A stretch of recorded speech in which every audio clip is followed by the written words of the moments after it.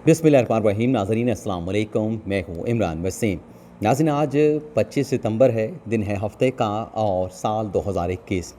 आज के प्रोग्राम में हम बात करेंगे कि कैसे साबिक सदर आसिफ अली ज़रदारी और साबिक वज़ीर आज़म शाहिद खाकान अब्बासी के ख़िलाफ़ पाकिस्तान तहरीक-ए-इंसाफ़ और नैब का इदारा मैदान में आ गए हैं। ये नाज़रीन दो अलग अलग ख़बरें हैं जिनकी तफ़सीलात पर आप नाज़रीन के साथ गुफ्तगू करेंगे और आपको बताएंगे कि शाहिद खाकान अब्बासी और साबिक सदर आसिफ अली ज़रदारी के ख़िलाफ़ आइंदा आने वाले दिनों में होने क्या जा रहा है। लेकिन इन दोनों ख़बरों की तफ़सीलात में जाने से पहले एक और मुख्तसर सी ख़बर आप नाज़रीन के साथ मैं शेयर करना चाहूँगा, और उस ख़बर में मैं मरियम नवाज़ साहबा के दो ट्वीट आप नाज़रीन को दिखाऊँगा। और इन ट्वीट को नाज़रीन देख के बज़ाहिर ऐसा लगता है कि मरियम नवाज़ साहबा जो मुसम्मिक नवाज़ की नायब सदर हैं, वो किस तरह से बड़ी शिद्दत के साथ वज़ीर आज़म इमरान ख़ान के साथ जो है वो पर्सनल हो चुकी हैं। पहला ट्वीट आप नाज़रीन ये देख सकते हैं आज मरियम नवाज़ की तरफ से किया गया, जिसमें गरीदा फ़ारूकी साहबा का एक वो ट्वीट जिसमें उन्होंने वज़ीर आज़म इमरान ख़ान ने जो यूनाइटेड नेशन असम्बली में ख़िताब किया, उसका एक मुख्तसर सा पोर्शन गरीदा फ़ारूकी की तरफ से ट्वीट किया गया, जिसे मरियम नवाज़ साहबा की तरफ से कोड रीट्वीट करते हुए ये लिखा गया कि fire Imran Khan not the speech writer, bad selection.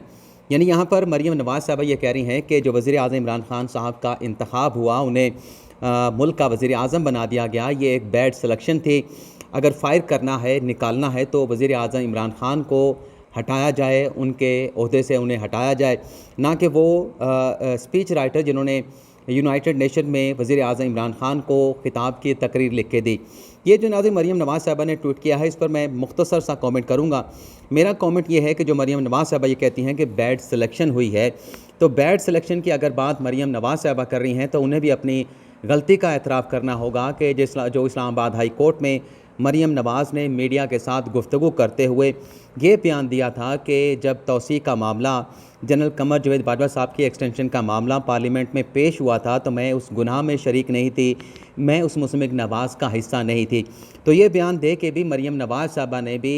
अल्फाज की बैड सिलेक्शन की थी, क्योंकि इस बयान के ज़रिए मरियम नवाज़ साहबा ने अपने वालिद और अपने चचा जो मुसम्मिक नवाज़ के सदर भी हैं, साबिक़ वज़ीर आला पंजाब शहबाज शरीफ पर तोहमत लगाई थी कि एक्सटेंशन देने के गुनाह में उनके वालिद और चचा शरीक हुए थे। आज अगर वो एतराज़ उठा रही हैं वज़ीर आज़म इमरान ख़ान की सिलेक्शन पर, तो उन्हें अपनी जो अल्फाज की सिलेक्शन थी उस पर भी नदामत का इजहार करना चाहिए था, उस पर माज़रत करनी चाहिए थी। लेकिन माज़रत करने की बजाय क्या हुआ, किस तरीके से मीडिया को कॉल्स करके,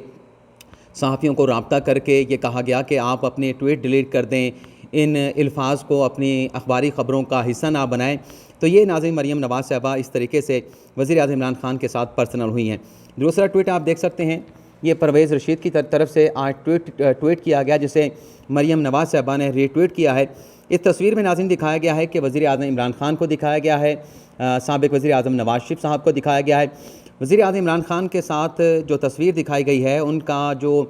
शबीह दिखाई गई है, जो अक्स दिखाया गया है उनकी तस्वीर का, उसमें देखा गया है कि एक भिखारी कशकोल लेके बैठा है और भीख मांग रहा है। और जो नवाज़ शरीफ की छवि दिखाई गई है, जो उनका साया अक्स दिखाया गया है, उसमें यह दिखाया गया है कि बैकग्राउंड में नवाज़ शरीफ चल रहे हैं और उनके बैकग्राउंड में एक शेर की तस्वीर है। तो मरियम नवाज़ साहबा इस ट्वीट के ज़रिए ये कहना चाह रही हैं कि उनके जो वालिद मोहतरम हैं नवाज़ शरीफ, वो तो शेर हैं, वो जब चलते हैं तो साए में शेर का अक्स नज़र आता है। लेकिन जब वज़ीर आज़म इमरान ख़ान चलते हैं तो उनके साए में कोई शेर नहीं, कोई बल्ला नहीं, बल्कि भिखारी की तस्वीर आती है, भिखारी का अक्स आता है जो कशकोल लेके पूरी दुनिया में घूम रहा है और पूरी दुनिया से भीख मांग रहा है। तो ये जो मरियम नवाज़ साहबा का कहना है, जिसमें उन्होंने एक मैसेज दिया है, तो मरियम नवाज़ साहबा ये भूल गई कि जब 2013 से लेकर 2018 तक मुस्लिम नवाज़ की हुकूमत थी, तो उनके दौरे हुकूमत में भी आलमी बैंक से कर्ज़ा लिया गया था, IMF के साथ मुआहिदा साइन किया गया था, IMF से भी जो है वो कर्ज़ा लिया गया था। जितने कर्ज़े वज़ीर आज़म इमरान ख़ान साहब ने लिए हैं अपने इस 3 साल के दौरे में, तकरीबन उतने ही कर्ज़े मुस्लिम नवाज़ ने अपने 5 साला दौर में ले रखे हैं। तो मरियम नवाज़ साहबा का ये कहना, ये तासुर देना कि मुस्लिम नवाज़ के दौर में कोई कर्ज़ा नहीं लिया गया और वज़ीर आज़म इमरान ख़ान साहब ने अपने दौरे हुकूमत में कर्ज़ों के अंबार लगा दिए हैं, तो ये उनका जो मैसेज देना था, ये मैसेज देना बिल्कुल दुरुस्त है और हक़ाइक़ के मुनाफ़ी है। अगर मरियम नवाज़ साहबा चाहती हैं कि उनकी जमात आगे जाए, 2023 के इलेक्शन में उनकी पोजीशन बेहतर हो, तो उनके लिए मुनासिब ये होगा कि वो वज़ीर आज़म इमरान ख़ान के साथ पर्सनल होने के बजाय अपनी पार्टी की तरफ तवज्जो दें, अपने पार्टी के तंज़ीमी मामलात के ऊपर गौर करें। और बेहतर ये होगा कि जैसा कि अब हुकूमत भी तस्लीम करती है कि हमारी जो दुश्मन है वो अपोजिशन तो नहीं, हमें अपोजिशन से किसी किस्म का कोई ख़तरा भी नहीं है। अगर कोई हुकूमत के लिए ख़तरा है तो हुकूमत के वज़रा ख़ुद एतराफ़ करते हैं कि महंगाई हमारा सबसे बड़ा दुश्मन है। महंगाई हमारी हुकूमत के लिए सबसे बड़ा ख़तरा बन सकता है 2023 के इंतखाबात में। तो अगर एक्सप्लॉइट ही करना है मरीम नवाज़ साहबा ने, तो अवामी इशूज़ के ऊपर हुकूमत को एक्सप्लॉइट करें, वज़ीर-ए-आज़म इमरान खान साहब को एक्सप्लॉइट करें, महंगाई का जिक्र करें, आम लोगों की बात करें, इशूज़ पर बात करें। मेरे ख़्याल से जो पर्सनल होकर सियासत करनी है वो सियासत मेरे ख़्याल से अब दफन होनी चाहिए, चाहे वो हुकूमत की तरफ से की जाती है, चाहे वो अपोजिशन की तरफ से की जाती है। अब हम बात कर लेते हैं, जैसा कि मैंने अपने इंट्रो में बताया कि शाहिद खाकान अब्बासी और साबिक़ सदर आसिफ अली ज़रदारी के ख़िलाफ़ पाकिस्तान तहरीक इंसाफ़ और नैब का इदारा मैदान में आ चुका है, मुतहरिक हो चुके हैं। तो शाहिद खाकान अब्बासी के हवाले से नाज़रीन ख़बर यह है कि शाहिद खाकान अब्बासी के जो LNG रेफरेंस में और LNG टर्मिनल्स में जो इस्लामाबाद हाई कोर्ट की तरफ से ज़मानत मंजूर की गई थी, उस ज़मानत के फ़ैसले को नैब की तरफ से सुप्रीम कोर्ट ऑफ पाकिस्तान में चैलेंज कर दिया गया है। अच्छा, ये तफसीलात भी आपको बताएंगे कि 7 ऐसे नुकात हैं जिसको बुनियाद बनाकर इस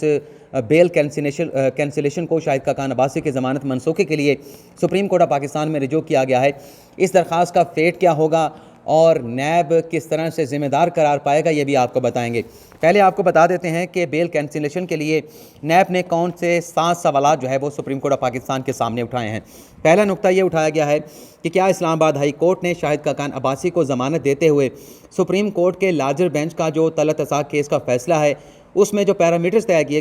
किए गए थे, क्या उन पैरामीटर को शाहिद खाकान अब्बासी को ज़मानत देते हुए इस्लामाबाद हाई कोर्ट की तरफ से फॉलो किया गया। दूसरा नुक्ता ये उठाया गया है कि क्या इस्लामाबाद हाई कोर्ट के लिए लाजम नहीं था, उनके ऊपर ये बाइंडिंग नहीं थी कि वो अपने गैर मामूली अख्तियारात को इस्तेमाल करते हुए गैर मामूली जो सर्कमस्टांसेस थे शाहिद खाकान अब्बासी को ज़मानत देने के लिए और जो हार्डशिप का एक असूल तय कर दिया गया था, उन असूलों को भी मद्देनज़र रखती। तीसरा नुक्ता ये उठाया गया है, क्या इस्लामाबाद हाई कोर्ट ने शाहिद खाकान अब्बासी पर करप्शन के इल्ज़ामात को आम मुकदमे की तरह कंसीडर नहीं किया, यानी जिस तरह से आम फौजदारी मुकदमात में मुल्ज़मात की ज़मानत हो जाती है, तो क्या इस मुकदमे में शाहिद खाकान अब्बासी जिन पर करप्शन के इल्ज़ामात हैं ज़मानत देते हुए इस करप्शन के मुकदमे को एक आम नोयत का फौजदारी मुकदमा तो अदालत ने कंसीडर नहीं किया। चौथा नुक्ता ये उठाया गया है कि क्या इस्लामाबाद हाई कोर्ट का ये फ़ैसला इस नोयत के जो दीगर फ़ैसले हैं उनसे मुख्तलिफ नहीं। पाँचवा नुक्ता ये है कि क्या इस्लामाबाद हाई कोर्ट का ये फ़ैसला बरकरार रखा जा सकता है। छठा सवाल ये उठाया गया है कि क्या इस्लामाबाद हाई कोर्ट ने वाइट कॉलर क्राइम ओब्लिक करप्शन के मुकदमात में अपने सवाबदीदी अख्तियारात अमूमी अंदाज में इस्तेमाल नहीं किए। सातवां नुक्ता ये है कि क्या मुल्ज़म को ज़मानत देना करप्शन के मुकदमे में वाइट कॉलर क्राइम में उसे प्रीमियम देने के मुतरादिफ तो नहीं। तो ये 7 सवाल हैं जो शाहिद खाकान अब्बासी की बेल कैंसिलेशन के लिए नैब की तरफ से सुप्रीम कोर्ट ऑफ पाकिस्तान में उठाए गए हैं। नैब का अपने दलाइल में यह कहना है कि जो LNG का मुआहिदा किया गया, इस मुआहिदे से अब तक 22,000 रुपये का तकरीबन मुल्की ख़जाने को नुकसान हो चुका है और आइंदा 10 सालों तक इस मुआहिदे की वजह से पाकिस्तान को $47 बिलियन का मज़ीद नुकसान उठाना पड़ेगा। और जो LNG टर्मिनल का मामला है जिस पर ज़मानत मंजूर की गई थी, उस पर नैब का ये कहना है कि इस मुआहिदे को तोड़ने पर भी मुल्क के ख़जाने को 1.544 बिलियन का नुकसान हुआ। और मौक़िफ़ यह है नैब का कि ये जो दोनों केसेस हैं इसमें मुल्ज़म का किरदार बड़ा वाज़ेह है। शाहिद खाकान अब्बासी ने बतौर मिनिस्टर और बतौर वज़ीर-ए-आज़म पाकिस्तान करप्शन की अपने अख्तियारात का नाजायज़ इस्तेमाल किया, करप्ट प्रैक्टिस में वो मुलव्वस रहे। तो इस पर नैब कानून का इतलाक़ होता है तो शाहिद खाकान अब्बासी की इस ज़मानत को मनसूख किया जाए। इस्लामाबाद हाई कोर्ट का 25 फरवरी 2021 और 27 फरवरी 2021 के जो ज़मानत के फ़ैसले हैं उन्हें कलअदम करार दे के मुल्ज़म को गिरफ़्तार करने की इजाज़त दी जाए। ये तो नाज़रीन नैब के जो नुकात हो गए, नैब के जो सवालात हो गए, नैब की जो प्रेयर हो गई। अब आपको बता देते हैं कि इस ज़मानत की दरख्वास्त का फेट क्या होगा। जब ये ज़मानत की दरख्वास्त इस्लामाबाद हाई कोर्ट में ज़ेर समाअत थी तो नैब की तरफ से जो वकला पेश हुए थे, अदालत ने जब से उनसे सवाल किया कि सारे मुआहिदों में इन दोनों मामलात में जो करप्शन के रेफरेंस फ़ाइल किए गए हैं, आया कि जो पर्सनल एक गेन का मामला होता है, क्या शाहिद खाकान अब्बासी ने कोई कमीशन लिया, उनके अकाउंट में कोई पैसे वसूल हुए, इस हवाले से कोई शवाहिद मौजूद हैं, दस्तावेज़ात मौजूद हैं। तो नैब के वकला ने इस बात का नफ़ी में जवाब दिया था, इनकार किया था कि शाहिद खाकान अब्बासी ने कोई ऐसा पर्सनल गेन या किकबैक हासिल नहीं किया। इस नुक्ते के ऊपर ज़मानत मंजूर हुई थी, लेकिन ज़मानत मंजूर होने के बाद शाहिद खाकान अब्बासी तसलसल के साथ एहतसाब अदालतों में पेश हो रहे हैं, अपनी हाज़िरी को यकीनी बनाते हैं। तो लग नहीं रहा कि जो एक कन्फेशन इस्लामाबाद हाई कोर्ट में नैब के वकला की तरफ से किया गया है और शाहिद खाकान अब्बासी की तरफ से बेल का जो एक कंसेशन है उसकी वायलेशन भी नहीं की जा रही, वो अदालतों में पेश हो रहे हैं। तो बड़ा मुश्किल है कि इस्लामाबाद हाई कोर्ट से नैब को यहाँ से शाहिद खाकान अब्बासी के ख़िलाफ़ कोई जो है वो बड़ी कामयाबी मिल सके। आसिफ अली ज़रदारी के हवाले से ख़बर यह है कि उनकी मुश्किलात में इजाफ़ा हो सकता है। खुर्रम शेर ज़मान, जिनका ताल्लुक़ पाकिस्तान तहरीक इंसाफ से है, उन्होंने साबिक़ सदर आसिफ अली ज़रदारी की नाअहली के लिए ताहयात सियासत से नाअहली के लिए एक दरख्वास्त इस्लामाबाद हाई कोर्ट में दायर की थी, जिसमें खुर्रम शेर ज़मान का ये कहना था कि साबिक़ सदर आसिफ अली ज़रदारी ने अपना अमेरिका का मैनहट्टन का न्यूयॉर्क का जो फ्लैट है वो अपने टैक्स गोशवारों में ज़ाहिर नहीं किया, उस अपार्टमेंट को जो इलेक्शन के जो नॉमिनेशन पेपर्स हैं उनमें ज़ाहिर नहीं किया गया। तो ये प्रॉपर्टी डिस्क्लोज़ ना करके साबिक़ सदर आसिफ अली ज़रदारी आर्टिकल 61(2)(f) के मुर्तकब हुए हैं और वो सियासत से ताहयात नाहल हो गए हैं। अदालत से ये इस्तदा की गई है कि